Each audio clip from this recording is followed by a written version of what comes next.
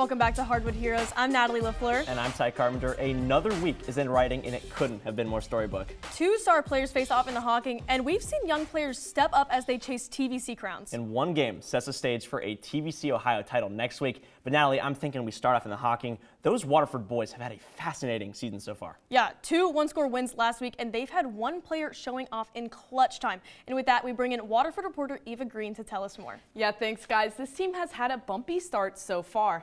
The Wildcats have 4 juniors in their starting lineup, but this year, one is standing above the rest with big-time performances. The two-time All-Futures team guard has been productive for the Wildcats, to say the least. He is currently leading the team in points and assists per game, and threes made, scoring almost 30% of this team's points.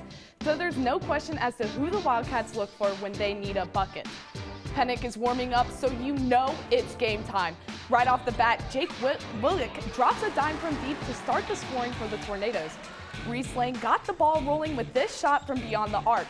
The Wildcats shot 7 of 10 from 3 in the first half. Remember Finn Pennick? Who other than him to push through the Tornadoes defense for the bucket? But you can't silence Southern for long as Reed Brinegar gets the tough and one for a 3-point play. Southern 31-29 at half. The deciding factor in this game was Brinegar, who dropped 20 points and snagged 12 boards. His play allowed Southern to win 52-47, clinching at least a share of the TVC Hocking. Yeah, he's just that. He leads our team well. Leads by example. Leads with his voice. Just does the things every day that's needed out of a good leader. Pushing the other guys in practice. You just heard from Coach that Pennick truly shined in this game despite the loss. Yeah, it seemed like Waterford shot efficient from 3 in the first half. What was the key for Southern to limit their shots? They came out more aggressive compared to the first half. The Tornadoes got into the Wildcats' face and forced them to shoot tougher shots. In the last 2 quarters, they shot only 2 of 6 from deep. This time last year, the Wildcats had 7 wins. What about this year's squad is different from the last? This team has actually gotten better this year. Most of their losses have come within 10 points. They've played together since elementary, and their connection is still growing. The chemistry they have shows on the court, and it is the reason they are in every game they play, which is why you can never count out these cardiac cats. Yeah, they're definitely a team to keep an eye on. Appreciate the hard work, Eva. As for the Lady Wildcats, they were looking to get their lick back at Frontier after losing to them earlier this season. To get things started, here's Wildcat Burnley Popmeyer with a sneaky assist to Ava Hurley for the bucket. But not so fast. Cougar Keeley barrows to Addison Edgar for the triple. Waterford leads 31-13 after 2. When Waterford's playing, just got to see these nasty handles by Elsie Malik. One-handed grab into a lay. She'll finish tonight with 22 points to push Waterford to a 61-36 win. So one big win in the books for the Wildcats, but can they get another against Trimble? Here's Rylan Fouts with a turnover as Brooklyn Burdette finishes it for the easy lay. But Waterford is quick to remind Trimble why they've been running the Hocking. Ava Hurley right back. Now Ava Richards to Mackenzie Ing. She's down low. No foul, but a bucket. Waterford up 29-23 at half, and Waterford would not let the second be a different story. Elsie Malik with the and one as Wildcats win 48-37. So a tough loss in the Hocking for the girls, but a new Trimble boys team had the chance to turn their season around against a scrappy Alexander squad this week. And joining me is Trimble reporter Andrew Woods. And Woods, this team has seen some coaching turnover in recent years. Agreed, Ty. For the 3rd time in 3 seasons, there's a new boss on the bench in Gloucester. Although Coach Tabler is new to coaching varsity basketball, he's a familiar face for some of the players on this Tomcats team. As a middle school coach, he worked with current players like Hunter Brandenberry, Luke Osborne, and of course, Brady Jasek. Jasek's been a consistent leader for Trimble throughout his career. Yeah, but Trimble has changed a lot over the years, so how has Jasek changed? He's improved every season, going from 10 points and 4 boards his freshman year to more than 20 and 6 per game this year. Now, here's Brady warming up before the game, and his warm-up paid off quickly because just after tip-off, he nailed this 3 to get things going. Later in the first, Jace Cooper swipes an errant pass and weaves his way to a tight layup. That will be a sign of things to come for the Spartans. Second quarter, Noah Graves hops like the Easter Bunny to nail this, and then Jasek makes his way through the Spartans defense and makes the layup with no regard for his own safety. Despite this, Trimble was down 7 at the half. In the third, Alexander kept things going with plays like this, nothing but net from Cooper. In the fourth, Jasek tried to make a play, but Cooper said, "Stop in the name of the law!" Spartans win 69-58, and after the game, Coach Tabler said to win more games, Trimble must play as a team. You know, first half we played team ball. We get out of that and want to play as individuals. That's not going to win you games. Until we understand and start playing as a team, we're not going to win many games.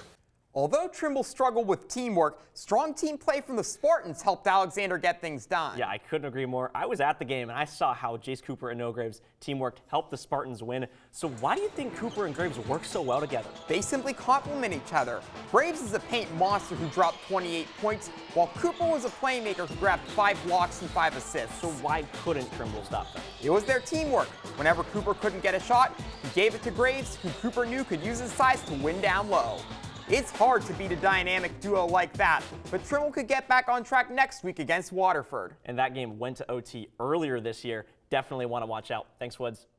And if you're watching the show, I'm guessing you're also a fan of TVC basketball. So watch out for all of our social media on Instagram, X, Facebook, and TikTok. You can find video content on the WOUB PBS YouTube channel and written content at woub.org/heroes. Now, staying inside the Hocking, the Eastern Eagles boys finished the 2025 season in second place, but this season has been quite different for them. Yeah, the Eagles have lost 11 of their 16 games, currently sitting 4th in the Hocking. And joining us is Eastern reporter Thomas Billington to tell us more. Thanks, guys. This Eastern squad has lost 12 games, but that stat does not tell the whole truth. 8 of those losses have been within games decided within 7 points, 3 by just 2 and 1 by just 1 point. This Eastern squad has been keeping these games close, but have just not been able to close the deal. And it's not as the Eagles can't win, as in when they do so confidently. In their 5 wins this season, the Eagles are winning by an average of 17 points. So while this squad might look bad on paper, they are no joke on the court. Yeah, and one of those games that Eastern won was against Trimble. And with the rematch being played this week, all eyes were on 2 stars. You said it, Natalie. Let's look first at Trimble's leading man, Brady Jasek. Jasek is a standout on this Trimble team that's been underperforming this year. He had a stellar performance last week against Southern, scoring 24 points, 4 rebounds, 4 assists. He is the real deal. And in the Eastern squad is led by senior and defending Hardwood Heroes Player of the Year, Colin Lloyd. He is the guy for the Eagles. And these two matched up, and these two got familiar with each other, and they got each other all night long. Let's skip ahead to the second half. Trimble led 38-31. And Eastern came out of the locker room swinging. Derek Barnes hit a 3 off a pass from Ethan Edwards. Then on the next play, Edwards gets a steal from Jasek and takes it all the way to the hoop. Eastern would go into the fourth quarter, however, down. But early in the minutes of the fourth, a Lloyd basket would tie the game. Now with 12 seconds left on the clock, Trimble inbounds the ball, but there's a foul on the play, and Eastern would go to the line. They only needed 1 point, and they would get it to win the game 62-61. So guys, this game came down to the wire, but it's Colin Lloyd's team that came away with the win. Yeah, I mean, 23 points, what a matchup. But that's not a discredit the night from Jasek either, right? Yeah, as expected, Jasek was the main man for the Tomcats, scoring a majority of the team's points with 31. When a guy's playing like that, you need your whole team to be on fire to stay in it. Obviously a big night for Colin, but Edwards showed off too with 20 points himself. Both teams played tough, aggressive basketball, and they're starting to heat up in the final stretch of the regular season. After this win, Eagles have 4 regular season games left, 3 of which are TVC Hocking games. The first one versus Federal Hocking, then against Waterford, and then finish off against Southern. Their last game of the regular season is against Fort Fry. So the Eagles will look to stay hot and finish the season hot and finish the game just 2 games below 500. Yeah, we'll see if they keep it rolling. Thanks for great work, Thomas. Now the Eastern girls on the road to South Gallia, and 3 years ago, this might have been a crucial conference matchup. The Rebels are still treating it like one with a quick steal by J.C. Booth, but the Eagles are taking this next one right back to their nest. Defense on full display early, so let's try some offense. Kirsten Fackler on the fast break to Ashlyn Thomas finished the basket, and Fackler's feeling less generous on this next possession. Coast to coast, easy bucket up 14-7 after 1. And this one got out of hand as Fackler sticks the 3 ball. Eagles take over 57-29. Now, switching to the Fed Hawk boys, they were looking to break a 5-game losing streak on the road at Athens, and it was looking promising in the first. Brody Rudder to Cam Joy for a mid-range fadeaway. Lancers trailed 14-15 after 1, but the Bulldogs were determined to secure their lead. Jackson Warner to the basket for 2, and here's another open lane drive for a bucket. This time it's Colin Chapman. Cam Joy, nasty hezzy, and cash in the fourth. He was not going down without a fight, but Athens will fall to Fed Hawk 58-37. Now for the Fed Hawk girls, they've been fighting it out for the 2 spot in the TVC Hocking. And here's more on the Lady Lancers from Federal Hocking reporter Tyler Bush. Thanks, Natalie. This Fed Hawk team has been tearing up the TVC Hocking, and that's thanks to how locked down the Fed Hawk starters have been this season. Heading into this week, the Lancer starters are all over the passing lanes, averaging 9.1 steals per game. They're not just taking away the ball, they're stuffing it too, as the starters average 2.4 blocks per game. And this starting five has been a nightmare to play, holding opponents to just under 47 points a contest. But let's jump into this game and see if they hold up against Southern. The Tornadoes are going to come out hot on the first play of the game. Kirsten Rose drives into the paint and gets the and one. Southern's not done yet. Jalen Hupp wide open on the wing, and you know that that's green. Fed Hawk down early, but Brindley Cottrell is going to drop her defender, get it to Laura Blower, and they're back in this. It's a close game now. Southern jumper on the right. It's blocked by Blower. Next play, Taylor Sneddon down low with another stuff. Southern trying to claw back, and a nice cut gets an easy 2, but Takira Walker goes coast to coast to ice it. Lancers win 72-50. Head coach Amos Cottrell spoke about his team's energy. You don't overlook anybody, especially in the TVC on the road. It's a tough place to play. We just didn't come out with any energy. We knew they were going to set in a It seems like even though the stats are eye-popping, Coach Cottrell still isn't satisfied. Yeah, not at all, Natalie. He's expecting a lot more from his defense to close out this season. And the Lancers are going to need all the energy they can get. Yeah, they just ended a tough stretch of games and have 2 big conference tests coming up. 5 games in 12 days is never easy, especially with 4 being away. But they're doing about as good as you can ask, winning 3 in a row. They've handled business recently, but their next game could be the most important. Yeah, I'm going to be real, Natalie. Thursday's game with Waterford has big title implications. Despite dropping both games against Eastern, they can still close out this season on top of the TVC because of the Eagles' 2 conference losses. If the Lancers win their last 2 games, they'll have a title share locked up. Thursday's game against Waterford is circled on the team's calendar and on mine too. Most definitely. Thanks for the great work, Tyler.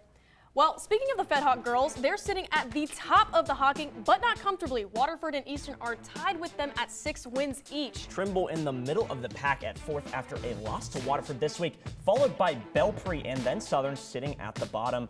But the Southern boys still dominating, undefeated in conference at 1st. Belpre and Waterford itching to break the tie for 2nd, but Eastern not far behind. 1 more conference win, and they've got a shot to sit with them as well. Federal Hocking 2 wins to their name for 5th, and Trimble rounding out the bottom. Now moving over to the Ohio, South Gallia on the road to the NY girls, and these Lady Buckeyes might still be feeling some bad blood from this loss last season. Quick score from Maddie Pidcock, but the Rebels showing that last year was not a fluke. Charlotte Hammond steal and assist to Lila Swain, and then trust me, Hammond was all defense tonight. Good pass, but this is a better block for her. Grayson Kremens with the long ball, only for 2 on this next shot, but it puts it away anyways. South Gallia wins 47-34. Now moving over to the Nelsonville York boys, they have some new faces in their lineup and a chance to show off this week against a tough Vinton County team. Here to talk more about a new leader on the court is Buckeyes reporter Seth Lee. Thanks, Ty. Now, we talked about Alec Thompson going down last week, but let's talk about the new champ in town. You might recognize the name from last week's Hero of the Week, but sophomore guard Champ Schultz has been the real deal for NY. Since Alec went down, Champ's time is now. He's averaging just under 15 points per game, and that's including a game against Eastern when he had 0. Without that one, he's looking at about 17 and 5 rebounds a game while shooting 57% from the field. But stats can only show you so much. Let's see the man of the hour, Champ Schultz, warming up before the tip, and a quick update on star Alec Thompson. Coach says he's nearing a return to the court, and he got to work with the team before the game. But let's get rolling as Champ wastes no time to find Cam Sullivan, who ended the night with a double-double. And here's Grant Elliott finding Weston Wheatley in the corner. That's going to be straight money from the former Bulldogs. The Vikings are not going to sit back and watch, though, as Briggs Prater will shimmy past 2 defenders and get a tough layup at the rim. But our guy, Champ Schultz, is going to shoot the lights out to extend NY's lead, and it will be Champ Schultz again, finding Wheatley for a wide-open floater, and this game is all but over. The Buckeyes will win this one 61-47, and we caught up with Champ after the game. I think we all had to step up. So if I stepped up, Weston got to step up, Cameron got to step up, and I think we did that, and I think that's why we're playing so good now. We need to just fix the turnovers and free throws, and we're going to be a pretty good team. Yeah, so Champ has been the guy to step up. However, it looks like several guys came to play on Friday. Yeah, the Buckeyes are going to need everyone to consistently produce like that if they want to continue to be a dark horse TVC contender. Yeah, especially with the gauntlet looming, starting with Meigs and Wellston in TVC battles. Followed with a tough non-conference matchup with South Point to start a 3-game road trip headlined by a heated rivalry with Athens as well as Vinton County again before returning home for Waterford to end the Buckeyes regular season. So it surely won't be easy for them, but it looks like they have all the pieces for a late season run. Yeah, definitely a team nobody wants to underestimate come the postseason. Thanks, Seth. Much like the NY boys, the Alexander girls are also sitting in the middle of their conference, and they're looking to make some improvements. And we have Alexander reporter Katie Bailey to tell us more. Yeah, thanks, Natalie. The Alexander Spartans have struggled with some consistency this season. Alexander started the season with a strong 4-game win streak, but recently the Spartans have found themselves going back and forth between wins and losses. But even with this year's rocky season, it's impressive to look at how far head coach Morgan Grinstead has taken this team with her 4 years with the Spartans. From only 1 win in her first season to now going on 11 wins so far this season, you can see the effect of her strong coaching. And it's Grinstead's coaching that has shaped Alexander's big three of senior Kaylee Hudnall, juniors Lily Ryder, and Kaden Bean. These three are the driving force for the Spartans, and they dominated on the court on Monday night against Trimble. Now let's break down the big three against the Tomcats. The game started off pretty slow in the first quarter, but Kaylee Hudnall's first big swing in the night helped speed up the game in the second quarter. However, going into halftime, Alexander was still behind after Trimble's Rylan Fouts hit her 1,000 point as a Tomcat. Then into the third quarter, it was like a whole new team for the Spartans. Kaden Bean had a huge run, putting up a massive triple with a bucket right after. And Lily Ryder left her final mark on the game, putting up a fast one after a quick inbound from Bean. Their connection brought home the win for Alexander, 61-57. You saw the film, Natalie. The big three looked impressive, but it's the stats that are mind-boggling. Collectively, they put up 40 points and 13 rebounds. Wow, yeah, they are the scoring forces of the team, but how do they mix on the court? Yeah, their connection is solid on both sides of the ball, and these girls really know how to find each other no matter the situation. Yeah, obviously they work great together, but how does their energy transfer to the rest of the team? Yeah, Hudnall, Ryder, and Bean, they just know how to lead. Their leadership started to push the other Spartans in the second half, and their urgency to score sped up, and that's how they were able to take home this win. Hopefully, these ladies can keep up a strong leadership in the future. Yeah, for sure, Katie. Thanks for the insight. Moving to the boys, they hosted Meigs, and I won't waste any time. Here's Alexander's Jace Cooper with a simple but sweet bucket in the first. On the other end of the court, Meigs guard Colbin Buechler from the top of the key. That's wet like water. Let's jump forward to the fourth. Here's Buechler again, this time for an assist. Griffin Hudson for the finish under the basket. Now, plays like these are what gave Meigs a nice lead through 4, and to finish it off is none other than Carson Davis for the cherry on top. Meigs takes this one 59-46. Well, speaking of the Meigs boys, they've been pretty dominant this season. Yes, similar to their success last year, they have been grinding out wins in similar fashion. And we welcome on Meigs reporter Lindsay Crawford to give us the details. Thanks, guys. We all know how much this Meigs squad accomplished last season, taking home a TVC title with only 2 losses. And they did it with this unit. I'm sure you've heard these names before: Caden Geen, Dustin Vance, and Reed Brinegar, all key pieces to the team. Now Geen and Vance graduated, and Brinegar has transferred to Southern, leaving just 2 starters from last season: Carson Davis and Owen Tracy. But the Marauders have depth on their side. Stepping up into those roles is Colin Buechler, Griffin Hudson, and Gunnar Cleland. Big shoes to fill, and they have not disappointed.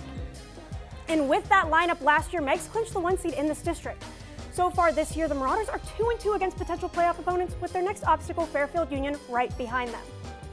And speaking of that contest, a true nail-biter here in Pomeroy, Meigs versus Fairfield Union.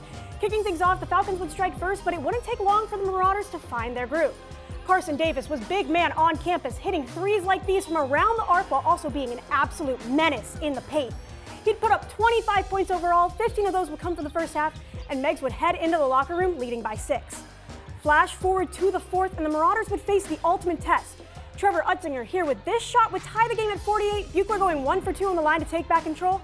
An Asa Klein bucket gets the Falcons the lead, 1.3 seconds on the clock. Buechler trying his best, but to no avail. And Meigs would fall 50-49. Definitely as close as you can get. This game truly came down to the last second. Yeah, definitely a heartbreaker for Meigs. So what was the difference in their win against Wellston and this one against the Falcons? Now, stay with me as we roll back the tapes. 2 really good teams, but the Marauders saw back-to-back. But truly the biggest difference was pacing. Yeah, last week against the Rockets, it seemed like Meigs played fast and hard, but that is definitely not what we saw against the Falcons. Meigs' offensive and defensive possessions were much longer, which slowed down the game overall and made every play matter. tough loss for the Marauders this week, but after their win against Alexander, they've got momentum heading into the home stretch. Yeah, these Marauders have shown they can hang with the best. Thanks, Lindsay. But let's check on the girls, and they want to impress the home crowd. Shelby Yost first, but these Raiders play fast, and they were quick to respond off some ball movement. And Kaylin Berger, she drives in for the score. Now let's slow things down a little bit. Zoe Mount rolling, Raiders up 20-8 after one. Fast forward late, making something happen. Here's Colson Jenkins. Teammates call her Cookie. This one's right in the cookie jar, but not enough as Meigs falls 47-33. The Athens boys hosted Wellston on Friday. They were looking to keep momentum rolling coming off of a win on Tuesday. Now, guys, if I'm Coach Kozar, I got one thing in my game plan, and it's to keep the ball away from Wes Briggs. He led the Rockets with 24 on the night. Keeping the Bulldogs in the game, though, was the hot hand of Ren Ballou. 60% from behind the arc and a smooth 16 points from him. The score was tight all night long, but Athens defense just couldn't slow Wellston down, and the Rockets took a 68-60 win back to the bus. So tough loss for the boys, but shifting to the girls, they were looking to capitalize on a big rivalry game against Alexander. Let's bring in Athens reporter Luke Schmidt to break down the battle. Yeah, Natalie, this game had stakes that were eerily similar to the game when these two teams faced off in Albany last season. When Athens entered their second matchup for the Spartans, they were undefeated in the TVC with 9 conference wins. This Lady Bulldogs team was led by floor general Asa Holcomb, and they were uprooted. Alexander played spoiler and defeated their rival for the first time since 2021. Athens lost that contest 49-56, but they went on to win the TVC Ohio title outright. Both teams brought the intensity early, fighting for the ball for a chance to score. Alexander gets the steal from Athens, but oh no, Olivia Smart grabbed it right back. Smart surveyed the floor for an open Bulldog, found Quinn Banks in the paint, and the rest was history. Athens pulled ahead of the Lady Spartans early, but Lily Ryder chased down block on Ella Chapman. Look out below. Ryder got things done on both sides of the ball, finishing with 14 points. The Bulldogs came out of halftime up 9. Lex Kupel found Banks for 3 on the top of the arc, adding to their lead early in the third. Athens ran the score up on Alexander with dimes like this from Chapman to Kupel inside the paint. Lady Spartans double team no problem for her. Bulldogs pulled away with a 19-point victory, winning 53-34. So Luke, great win for Athens. They led Alexander throughout this entire game, but how did they manage to pull that off? Well, Natalie, it really came down to the great man defense that Coach Skinner had the Bulldogs play against the Spartans. Alexander had a rough shooting night, Athens holding them to just 32% shooting inside the arc. The Bulldogs played a grit and grind defense that forced the Spartans to make risky passes that Athens would turn into buckets. Yeah, defense definitely crucial in Athens' win. Were there any players who stood out individually? Lex Kupel had a great game, 19 points, 11 boards, and 7 blocks. Not a stat line you see often. She was Athens' anchor down low. Coach Skinner had this to say about Kupel's performance after the game. Being able to allow Lex to float around in the paint in front of the basket and challenge their offensive players, because our goal was to run them off the three-point line, and we was just going to have Lex be in the paint, and she challenged a lot of shots, and it worked out really good for us. Taking a look at the rest of the Bulldogs schedule, they're inching closer and closer to the end of the season. Athens has 4 conference games left, each matchup crucial to maintaining their status atop the TVC Ohio. They host Vinton County this week, then the 2nd seed in the conference.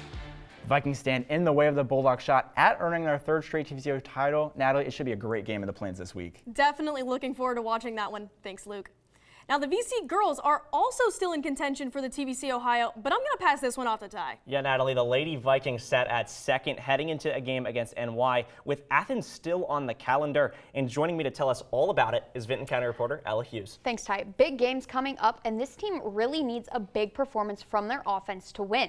The Vikings have averaged 60 points in their victories, allowing just 39.5 points a game.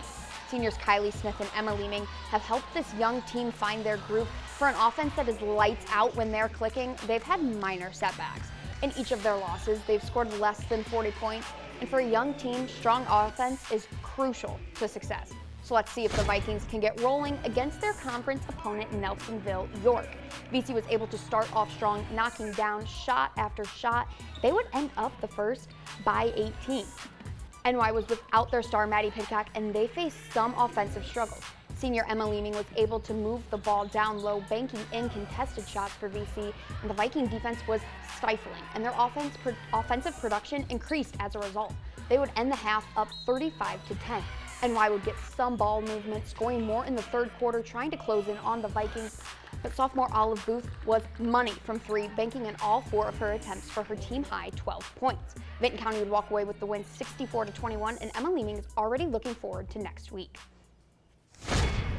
I know that Athens is, they're dominant right now. They haven't lost yet. Our plan is to go in there and mess some things up. A lot of people didn't think we were going to be second in the TVC. We showed otherwise, You heard it from Leeming. This team is ready to win big games. Yeah, and looking forward to that one against Athens is big. Their defense is lights out, but VC's offense looked like a serious threat against NY. Yeah, their offense was absolutely dynamic, grabbing rebounds and banking in shots off the board. You don't score 64 points on accident, almost 50% shooting from beyond the arc. That's almost unbelievable. And even past their shooting, they did all the little things, playing smart in the paint, finding the open lane, not forcing shots, so the baskets, they just came naturally.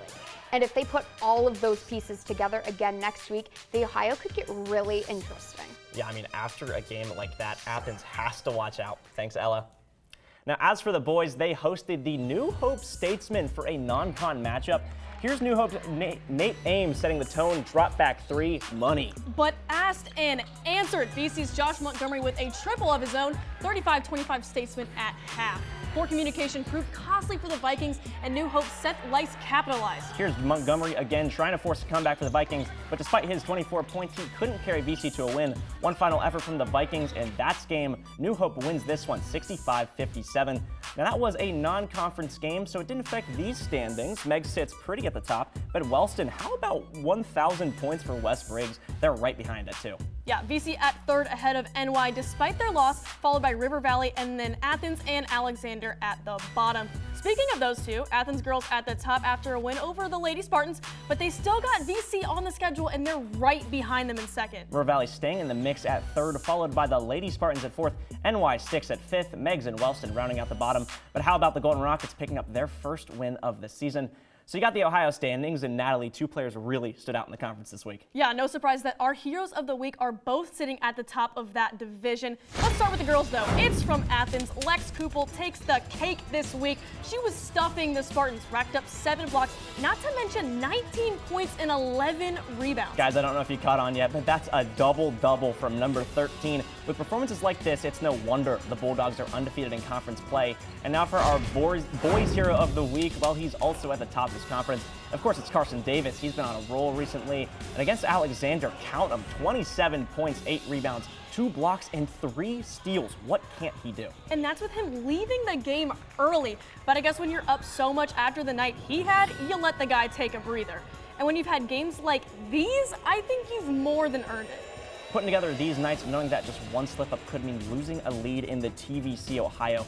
Truly strong performances on both ends of the court. And with these two leading, you got to feel good about keeping first place with all those points and all those rebounds. So that does it for this week, and next week we could see one girls team clinch their conference. Yeah, looking forward to watching that. Games are only getting bigger, and we'll make sure you are in the know next week on Sunday at 11 p.m. And of course, as always, coverage will keep coming while you're waiting. So check out our Facebook, X, Instagram, and TikTok throughout the week. As always, we're reminding you to be heroic.